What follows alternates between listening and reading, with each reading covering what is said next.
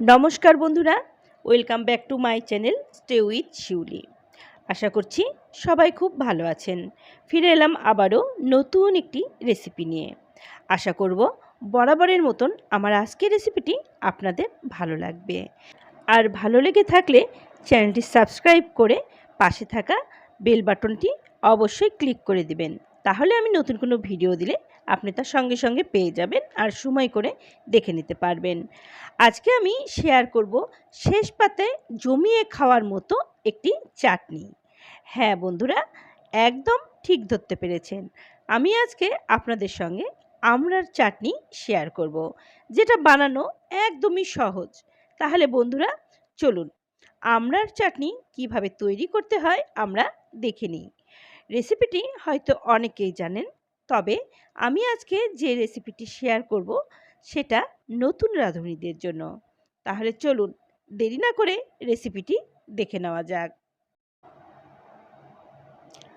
আমি এখানে গ্যাস ওভেনে কড়াই বসিয়ে দিয়েছি। এখানে 1 চামচ সর্ষের তেল আমি দিয়ে দেব। এবার তেলটা গরম হয়ে গেলে গ্যাসের হিটটা একদম লো করে দিয়ে এখানে দিয়ে দিচ্ছি একটি তেজপাতা টুকরো করে নিয়েছি, আর দিয়ে দিচ্ছি একটি শুকনো মরিচের অর্ধেক, এটাও ছোট ছোট টুকরো করে নিয়েছি। আর এরপরেই দিয়ে দিচ্ছি পাঁচফোড়ন।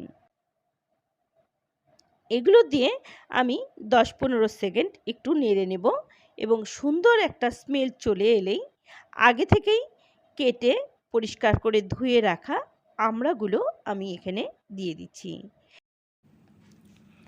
এখানে 500 গ্রাম আমড়া রয়েছে। আমড়াগুলো আমি কিভাবে কেটে নিয়েছি আপনারা কিন্তু ভিডিওতে দেখেই বুঝতে পারছেন। এবার 2-3 মিনিট আমড়াগুলো আমি ভেজে নিব। 2-3 মিনিট ভেজে নেওয়ার পরে আমি এর ভেতরে এখন খুব সামান্য হলুদ গুঁড়ো দিয়ে দিলাম, আর দিয়ে দিচ্ছি লবণ।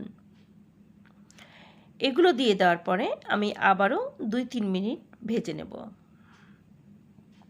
যারা আমার চ্যানেলটি প্রথম ভিজিট করছেন, রিকোয়েস্ট করব ভিডিওটি ভালো লেগে থাকলে ভিডিওটিতে একটি লাইক দিয়ে আমাকে এগিয়ে যেতে সহযোগিতা করার জন্য চ্যানেলটি সাবস্ক্রাইব করে ফ্রেন্ডস এবং ফ্যামিলির মধ্যে অবশ্যই শেয়ার করে দেবেন। যারা প্রথম থেকে আমাকে সাপোর্ট করছেন তাদেরকে অসংখ্য ধন্যবাদ। লবণ হলুদ দিয়ে ভেজে নেওয়ার পরে আমি এখানে আমড়াগুলো ডুবিয়ে জল দিয়ে দিলাম। হালকা গরম জল আমি এখানে দিয়েছি। 4-5 মিনিট ফুটিয়ে নেওয়ার পরে এবার আমি একটু চেক করে নেব যে আমড়াগুলো সিদ্ধ হয়েছে কিনা। আমড়া কিন্তু একদমই সিদ্ধ হয়ে গেছে। তো আমি যেহেতু আমড়ার চাটনি একটু গোটা গোটা রাখতে চাই, তাই একদম কিন্তু আমড়াগুলো গলিয়ে নিইনি। আপনারা যদি গলা গলা খেতে চান তাহলে আরও পরিমাণে জল বেশি দিয়ে সিদ্ধ করে নেবেন। এবার আমড়াগুলো সিদ্ধ হয়ে যাওয়ার পরে আমি এখন এর ভেতরে দিয়ে দিচ্ছি চিনি। চিনিটা অবশ্যই আপনাদের টেস্ট অনুযায়ী বাড়িয়ে কমিয়ে দিয়ে দিবেন। আমি এখানে 1/2 কাপ চিনি দিয়েছি। আমরা টক মিষ্টির ওপরেও কিন্তু নির্ভর করবে আপনার চিনিটা। এবার চিনিটাকে আরও ভালো করে গলিয়ে নেওয়ার জন্য আমি এখানে হালকা গরম জল আবারও দিয়ে দেব। এবার আবারও 3-4 মিনিট ফুটিয়ে নেব। বন্ধুরা, আপনারা যদি এই আমড়ার চাটনি একটু ঘন খান তাহলে বেশিক্ষণ ফুটিয়ে নেবেন। আর আমি এখন এর ভেতরে দিয়ে দিচ্ছি পোস্ত বাটা। আমি এখানে 2 চামচ পরিমাণে পোস্ত বাটা দিয়ে দিচ্ছি। এটা সম্পূর্ণ অপশনাল, আপনারা চাইলে নাও দিতে পারেন। পোস্ত বাটা না দিলে একটু ভালো করে ফুটিয়ে ঘন করে নিলেই হয়ে যাবে। আমি এবার আর 2 মিনিটের মতন ফুটিয়ে নামিয়ে নেব। আমার আমড়ার চাটনি একদম রেডি। গরম ভাতে শেষে যদি চাটনি থাকে এমন, তাহলে কিন্তু খাওয়াটা একদমই জমে যায়। বন্ধুরা, যারা এখনও এমন চাটনি তৈরি করেননি তারা একবার হলেও এমন করে চাটনিটা তৈরি করবেন। খুব সহজ আর খেতেও কিন্তু খুবই মজার।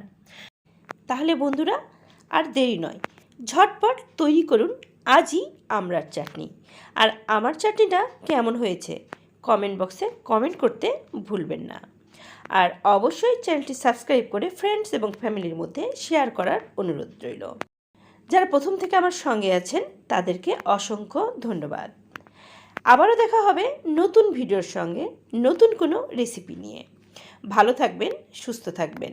সম্পূর্ণ ভিডিওটি দেখার জন্য ধন্যবাদ।